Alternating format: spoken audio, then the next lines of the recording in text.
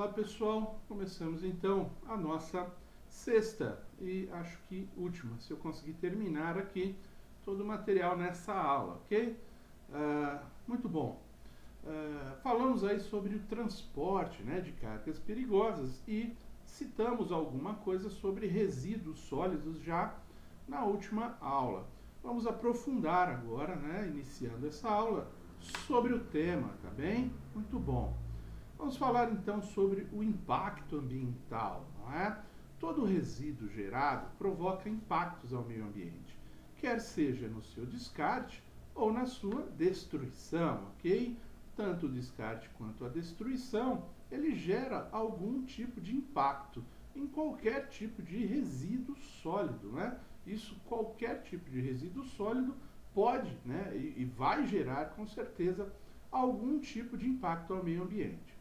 Os resíduos nos estados sólidos e semissólidos, né, que resultam de atividades de origem industrial, ou doméstica, ou hospitalar, comercial, agrícola, de serviços de varrição, não é?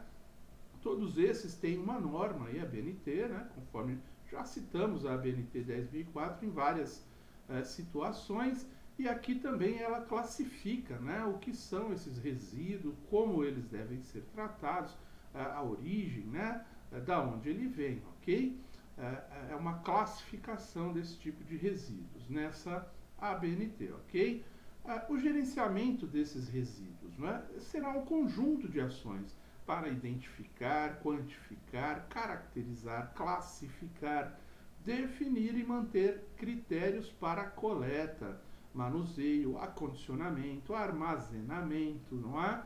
Transporte, disposição dos resíduos, conforme falamos. Então, para cada tipo de resíduo sólido, você tem que seguir uma norma, uma regra, ok? Conforme a BNT vai descrever, ok? Então, nenhum tipo de resíduo sólido ele pode deixar de seguir essas regras de identificação, quantificação, caracterização, ok? Porque todos eles de alguma maneira vão contribuir, não é? Vão gerar algum tipo de impacto ao meio ambiente, tá bem? Nós já falamos aqui sobre as classes, né? Então nós temos lá os resíduos classe 1, que são os perigosos, e classe 2, não perigoso, ok? Na classe, né, aí teremos os inertes e não inertes. Dentro dessa ABNT, toda essa classificação, toda essa explicação, vamos dizer assim, sobre todos esses itens serão encontradas, ok? Muito bom. Vamos falar um pouco sobre a periculosidade de um resíduo, né? É uma característica apresentada pelo tipo de resíduo que, em função de suas propriedades físicas, químicas ou infectocontagiosas, podem apresentar. Por exemplo, não é algum risco à saúde pública, que podem provocar mortandade, incidência de doenças ou acentuando seus índices, não é? Qualquer tipo de descarte onde possa acumular água, por exemplo, e possa provocar aí acentuar, não é, algumas condições para que existam aí, por exemplo, os mosquitos, né, que hoje atormentam os seres humanos aí com as doenças aí todas, né, febre amarela, dengue, chikungunya, enfim. Todo esse tipo de risco de saúde pública, né, tem que ser levado em consideração na periculosidade e na forma do descarte, tá bem? Os riscos ao meio ambiente, quanto ao resíduo, né, se foi gerenciado de forma inadequada.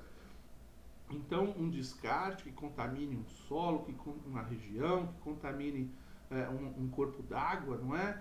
Tudo isso tem que ser levado em consideração durante o gerenciamento, né? A separação, a caracterização, acondicionamento, embalagem, enfim, armazenamento, tudo isso tem que ser levado em consideração, tá bem?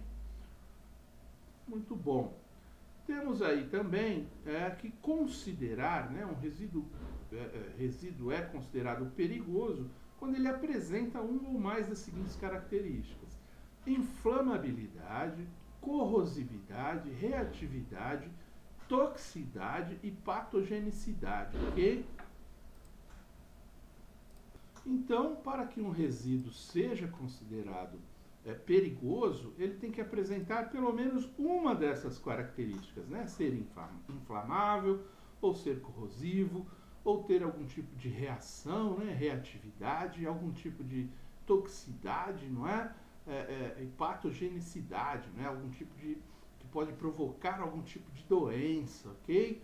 Nas pessoas, nos seres vivos de forma em geral, tá bem? Então, é uma classificação a princípio para que se possa analisar aí qualquer tipo de resíduo, se ele é perigoso ou não, tá bem? Se ele é classe 1, se ele é classe 2, tá bem?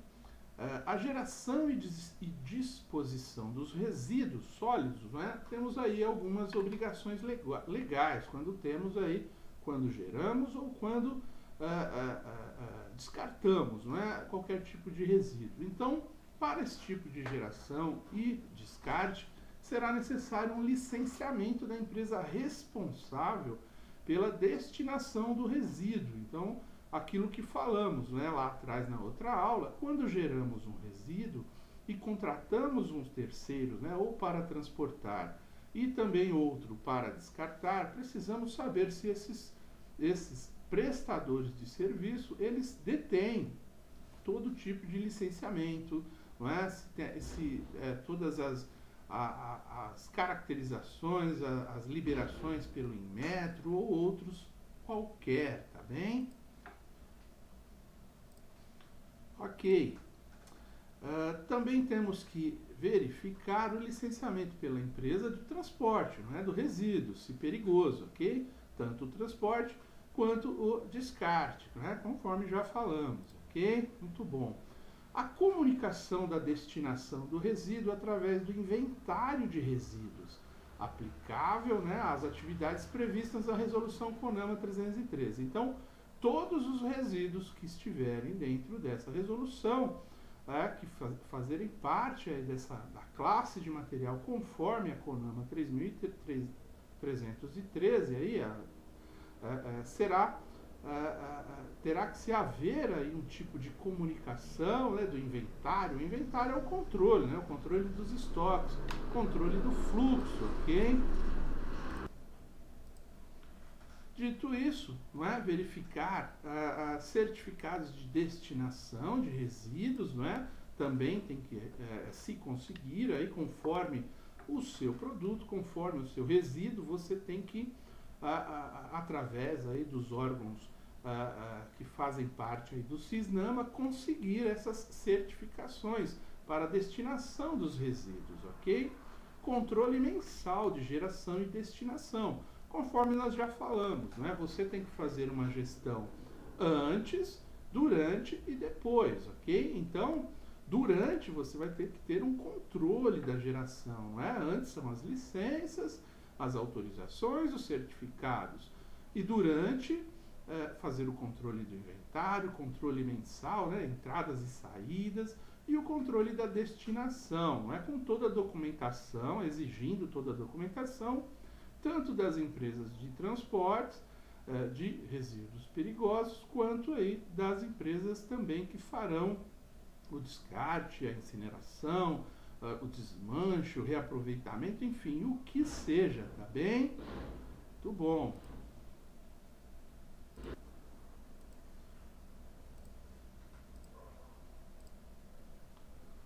Qual que é a política, né? Política nacional para resíduos sólidos? Assim como temos lá a política nacional para o meio ambiente, lá vimos isso na nossa primeira aula, também temos aí uma política nacional para resíduos sólidos, ok? Então, em agosto aí de 2010, foi publicada a Lei Federal 12.305, que institui essa política, a Política Nacional de Resíduos Sólidos, sancionada pelo Presidente da República no dia 2 de agosto, ok? Após quase 2 décadas de tramitação no Congresso Nacional, a política aprovada estabelece princípios, objetivos, instrumentos e diretrizes relativas à gestão integrada e ao gerenciamento de resíduos sólidos, incluindo os perigosos, e define responsabilidade dos geradores e do poder público, ok? Então, como nós já falamos, as leis brasileiras, a legislação brasileira sobre qualquer tipo de gestão ambiental, ela é bastante abrangente, não é? Abrangente o suficiente para termos aí, então, leis federais, não é? Além de todos o sistema, né, nacional de meio ambiente aí, leis que essa lei federal, ela instrumentaliza, né, quais são as obrigações, as diretrizes, de todos os resíduos, inclusive os perigosos, e quais são as responsabilidades, né? Essas dos geradores, tudo isso que falamos aqui, responsabilidade antes, durante e depois. E também a do poder público, não é? Que é de fiscalizar, de combater, de exigir, de proibir, enfim, as responsabilidades de cada um dentro dessa gestão ambiental, tá bem? Ainda dentro da política nacional, né, de resíduos sólidos, dentro dessa lei, encontraremos lá o plano de gerenciamento de resíduos sólidos, onde cada empresa lá terá um técnico responsável, né, que irá fazer aí o cadastro técnico federal, que será o responsável, não é, por esse plano de gerenciamento de resíduos sólidos que cada empreendimento tem que ter quando há esse tipo de resíduo, ok? É parte integrante do licenciamento ambiental. Então, para se conseguir lá as suas licenças, né, tanto o CISNAMA como a Vigilância Sanitária, eles irão exigir, além do estudo ambiental lá, esse plano de gerenciamento de resíduos sólidos, quando for cabível, ok? Então, essa mesma lei que já falamos aí, a 12.305, ela também estrutura a logística reversa. Falamos bastante aqui disso, principalmente quando falamos aí de transportes de carga perigosas. São obrigados, né, aí os produtores, os importadores, os distribuidores, os comerciantes, ou seja, toda a cadeia logística envolvida no tipo, né, na classe do resíduos sólidos, eles terão uma responsabilidade e terão que seguir as regras e procedimentos e legislações pertinentes, tá bem?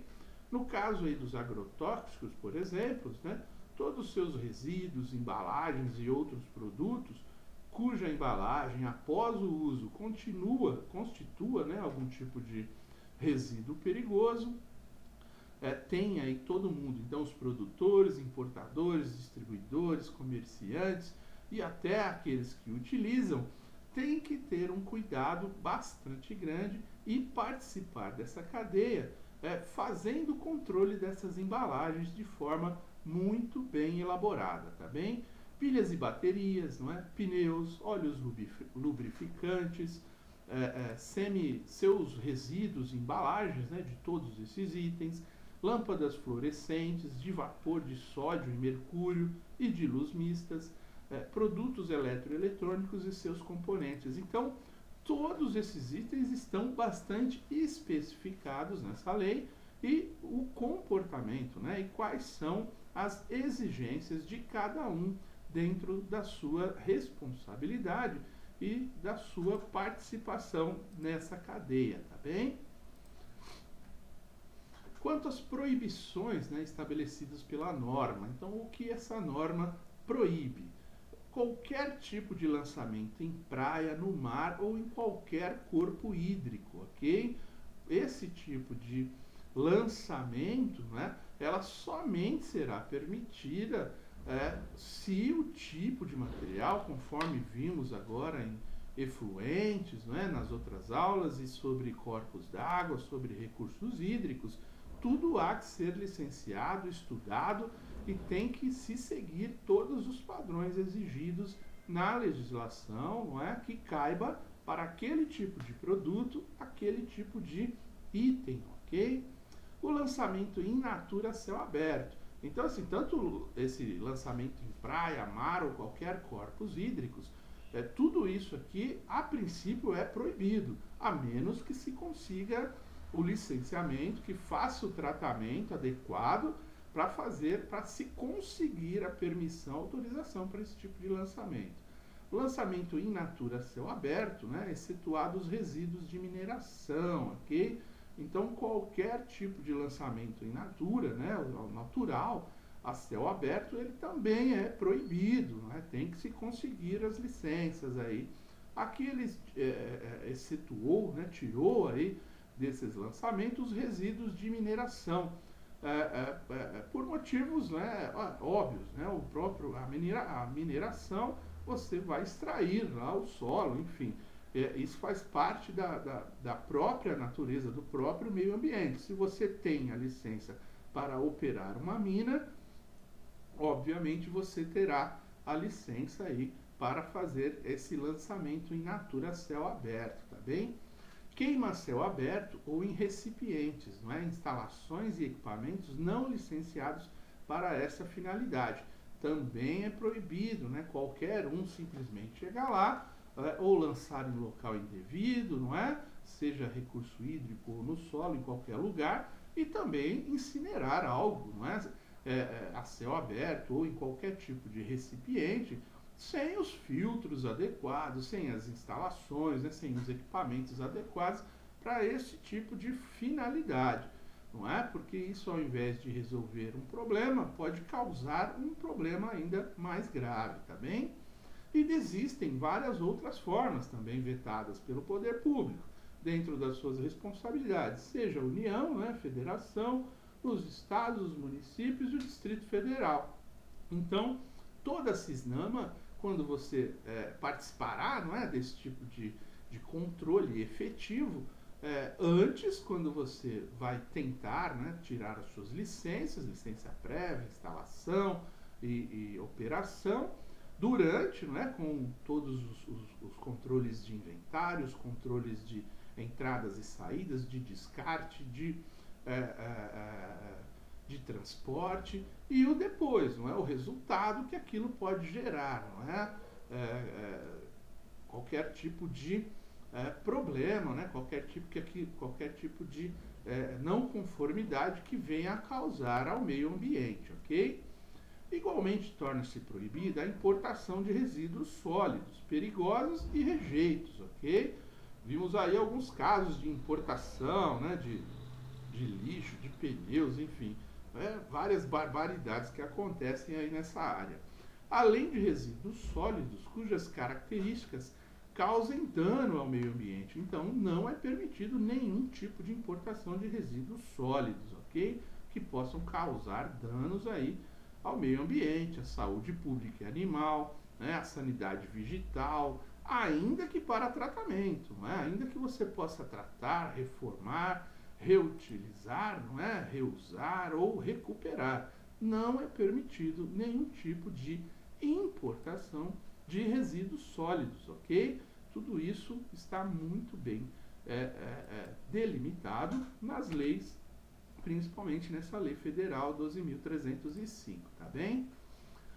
A questão dos óleos lubrificantes, ok? Segundo a resolução CONAMA e essa portaria da Agência Nacional aí do Petróleo, não é? Você tem que seguir todos os requisitos, todas as características, o tratamento também, e essas resoluções e essas portarias estabelecem como devem ser tratados todos os óleos lubrificantes.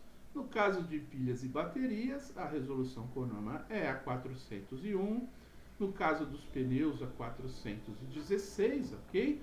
Levando em consideração que cada uma dessas resoluções tratam, né, como você deve descartar, como funciona a logística reversa, enfim, tudo o que você precisa seguir, compreender e executar, tá bem?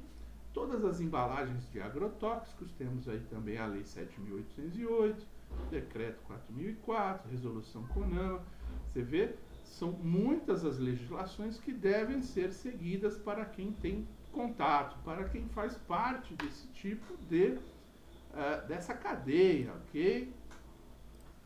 Muito bem. Temos aí também, né, o tratamento para o ascarel, né, todo aquele material que é utilizado principalmente aí em equipamentos, né, elétricos, equipamentos eletrônicos, enfim, qual que é quais são as instruções normativas, né, tem aí a SEMA 01 de 83, como isso deve ser tratado, tá bem? Os resíduos de serviço de saúde também tem lá a resolução Anvisa, resolução CONAMA, e outras mais de coleta seletiva que devem ser observadas e seguidas, ok? Resolução da construção civil, resolução CONAMA. Então, aqui o que temos, né, um resumo de tudo aquilo, né, para todos aqueles tipos de materiais e resíduos sólidos considerados aí poluentes, né, potencialmente poluentes, e como cada um deve ser tratado, tá bem? Então, é um estudo individual que cada um deve seguir, que cada um deve fazer conforme a participação aí dentro da sua cadeia logística, dentro dos seus canais de venda, dentro do seu produto, características da sua empresa, tá bem? Muito bom. Quando falamos sobre incineração, não é? O que é isso, como pode ser realizada, por quem, não é? E quais são aí as legislações pertinentes. Temos aí, a incineração, ela é um tratamento térmico, ok? Dos resíduos, né? Sólidos. Resolução CONAMA 3016 vai tratar desse assunto. Tratamento térmico de resíduos, qualquer processo cuja operação seja realizada acima da temperatura mínima de 800 graus Celsius, exceto para rejeitos radioativos e para coprocessamento em fornos de clinker, ok? Então, todo e qualquer material que se enquadre dentro, né, todo tipo de processo que seja realizado, que tenha aí uma temperatura acima de 800 graus Celsius, será considerado incineração e terá que seguir essa resolução CONAMA, exceto aí para os rejeitos radioativos, que tem a sua própria condição, a sua própria resolução, e também os processamentos em fornos, né, em alto-fornos, aí, aço, vidro, enfim, seja lá o que for. O clinker aqui é um material envolvido aí na produção de aço, basicamente, ok? Os sistemas de tratamento devem possuir a licença ambiental e fornecer certificado de destruição do resíduo. Então, a mesma coisa, né? Quem faz esse tipo de processo, né, de incineração, ele tem que ter licenças, né, licenças prévias de instalação, de operação, tem que fornecer aí todo o controle do inventário, entrada, saída, a quantidade que foi destruída, então controle total sobre toda a operação, ok? Então, só observação aí sobre o ascarel, né, que são utilizados aí em transformadores, capacitores, e tudo isso tem uma lei para a substituição desse tipo de material, né, que pode ser considerado altamente perigoso à saúde humana e a capacidade de poluição ao meio ambiente, tá? Então, assim como os pneus, as baterias, né, elas têm lá um processo que, olha, para fabricar, por exemplo, no caso dos pneus, né, você tem uma tabela que vai dizendo anualmente quantos pneus você tem que retirar da natureza para que você possa fabricar um novo pneu. Então, no caso do ascarel, no caso das pilhas, no caso de outros itens, existem também tabelas progressivas aí, né, para que as empresas tenham uma logística reversa eficiente e possam coletar aquilo que está já no meio ambiente para que tenha autorização para continuar produzindo novos itens, ok? Tudo isso está em legislação e cada um tem que seguir, tem que entender, tem que levantar toda aquela documentação, o que é necessário, compreender isso muito bem, ok? Muito bom. Além da coisa da incineração, nós temos outros, né? Outros tipos de emissões atmosféricas, não é? E a resolução CONAMA, aí, 03 de 90, vai verificar essa condição, que é basicamente a qualidade do ar, estabelecendo padrões de qualidade do ar, né, previsto no Programa Nacional de Controle de Qualidade do Ar, o PRONAR, ok? O monitoramento da qualidade do ar atmosférico é atribuição do poder público, mas deverá ser realizado pela empresa se houver solicitação do órgão ambiental.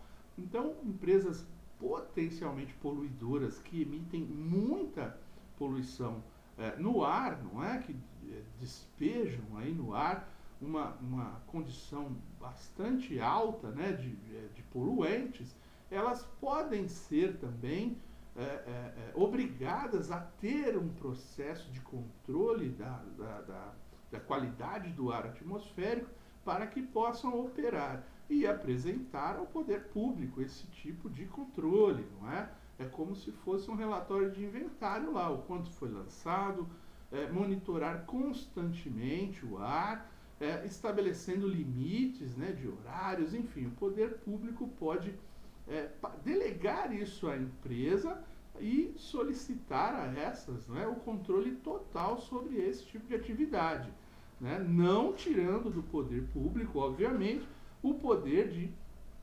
fiscalização, né, o poder de advertência, multa, processos administrativos, civil, penal, para quem não cumprir, né? Essa delegação ela vem cheia de obrigações, não é?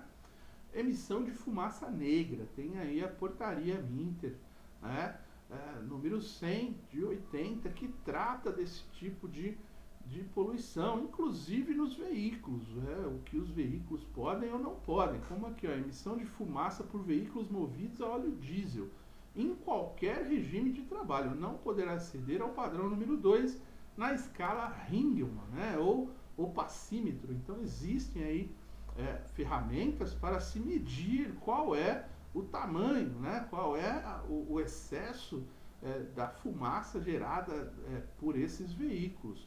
Quando testados, a tabela Ringman, né, e é igual àquela tabela de Pantone, de cores, né, ela vai, quando você testa no escapamento de um caminhão, ele vai colocar lá ele vai lançar, né, ele vai marcar num papel, né, num papel apropriado para fazer esse tipo de inspeção, ele vai revelar lá qual é o tanto, né, de poluição que esse veículo está gerando, se está dentro dessa escala permitida ou não. O opacímetro já é uma ferramenta mais qualificada, não é?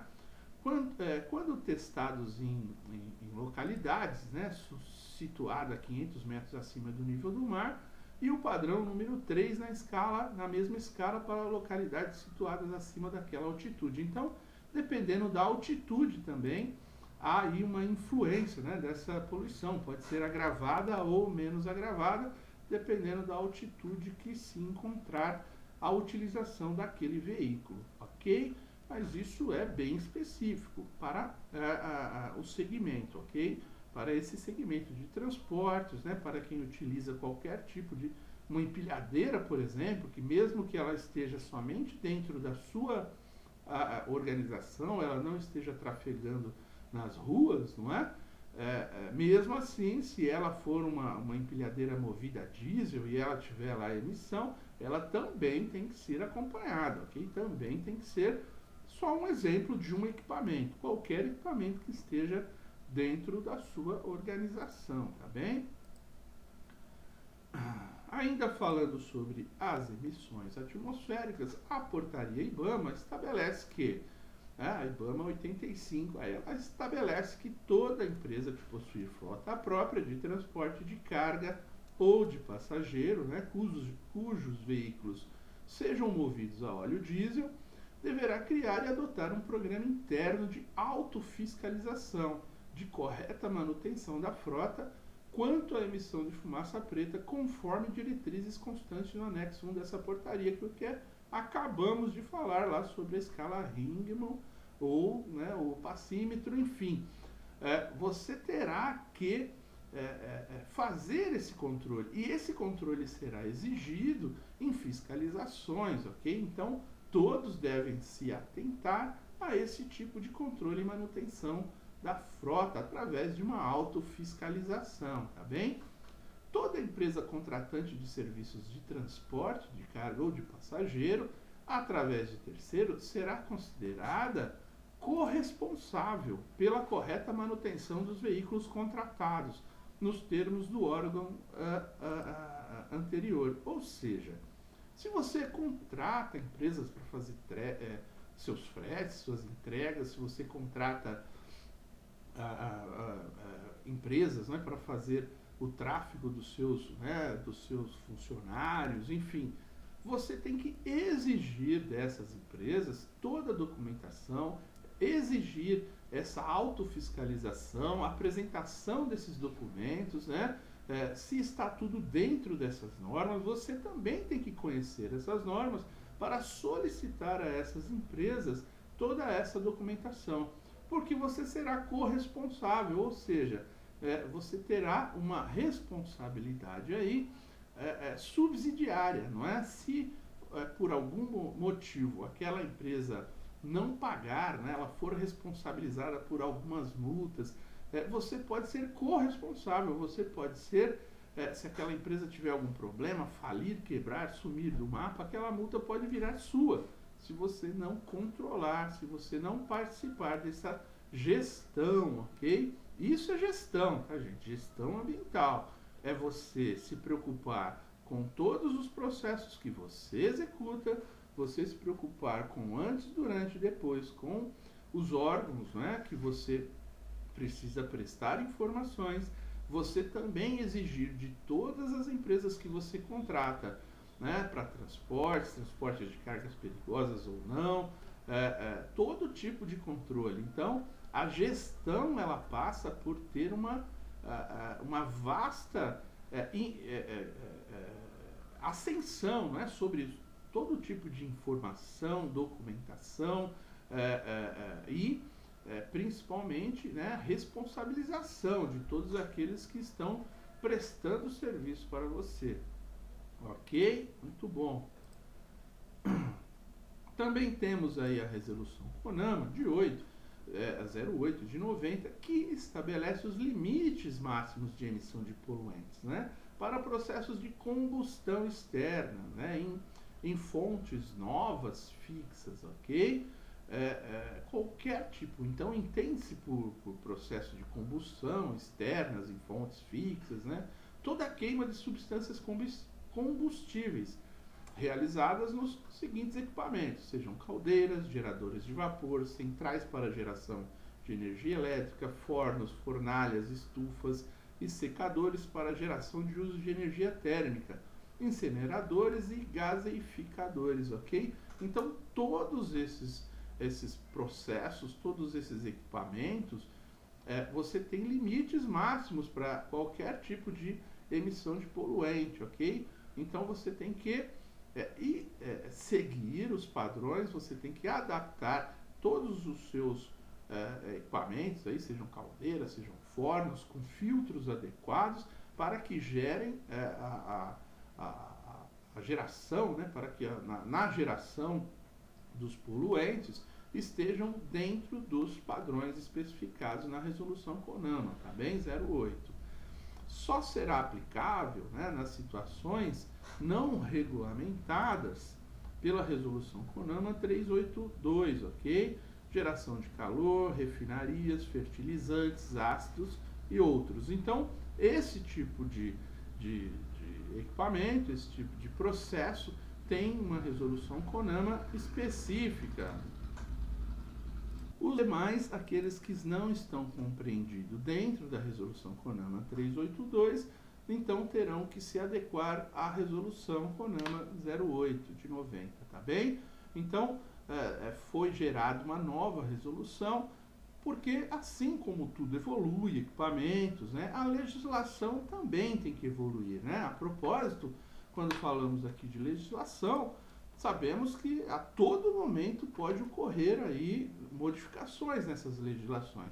Por isso que aqui nesse curso, né, nós não detalhamos tanto, né, porque a todo momento é necessário que você, gestor, né, dentro, principalmente que atua nessas áreas de gestão, que tem alguma relação com gestão ambiental, você tem que se informar continuamente sobre esse tipo de informação, tá bem? E é uma informação bastante vasta, portanto, aqui como estamos sendo genéricos, né, estamos falando de gestão ambiental de forma genérica, você tem que procurar aquilo que lhe cabe, aquilo que lhe interessa dentro da legislação que estamos tratando aqui, tá bem?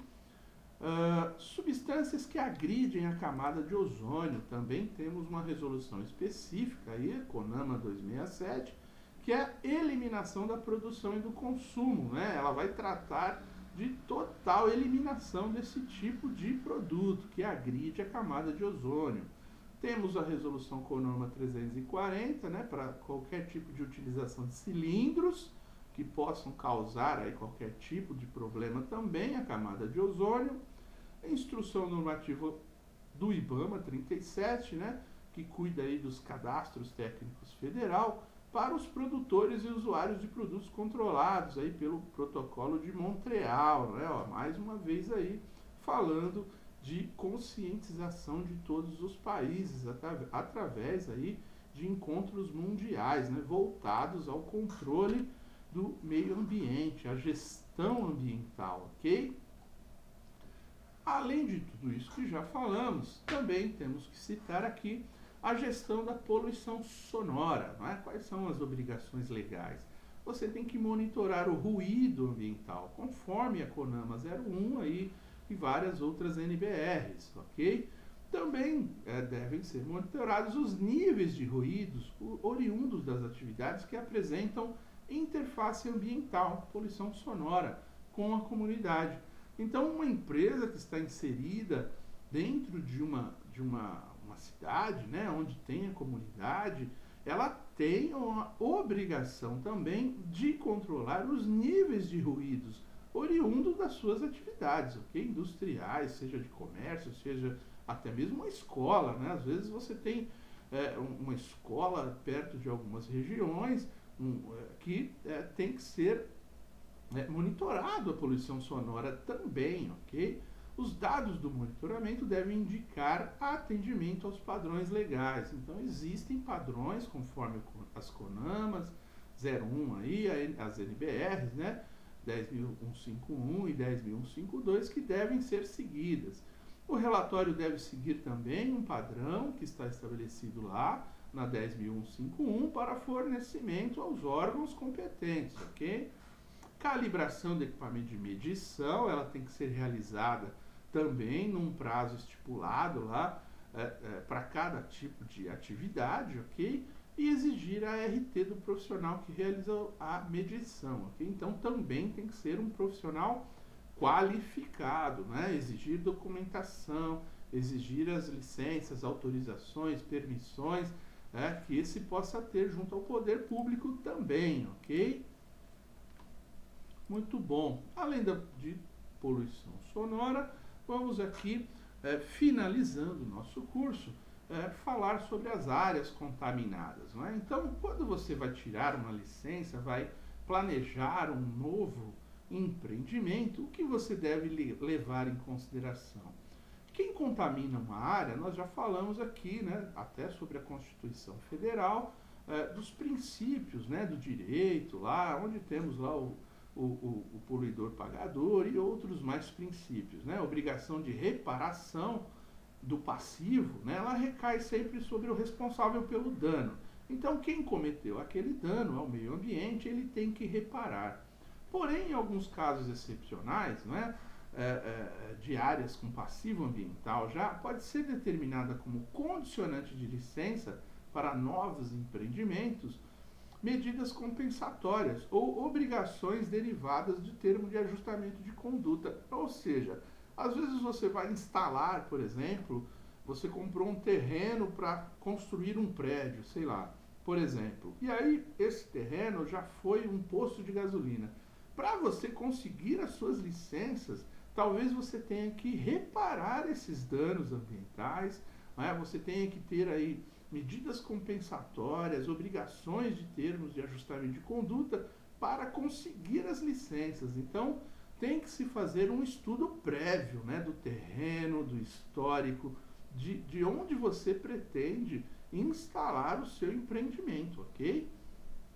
A resolução CONAMA 420, então, estabelece as diretrizes, né, para o gerenciamento ambiental de áreas contaminadas por substâncias químicas em decorrência de atividades antrópicas, né, atividades executadas aí pelo homem, ok? Define os critérios e valores orientadores de qualidade do solo quanto à presença dessas substâncias, né? Institui a classificação, da qualidade dos solos. Então, o solo ele também tem que ser estudado, tem que ser verificado, não é? Quais são ali, se existe algum tipo de substância química, de alguma atividade antrópica, quais são, né, os valores orientadores, o que pode conter, o que não pode conter. Tudo isso será encontrado na resolução CONAMA 420, tá bem? Muito bom.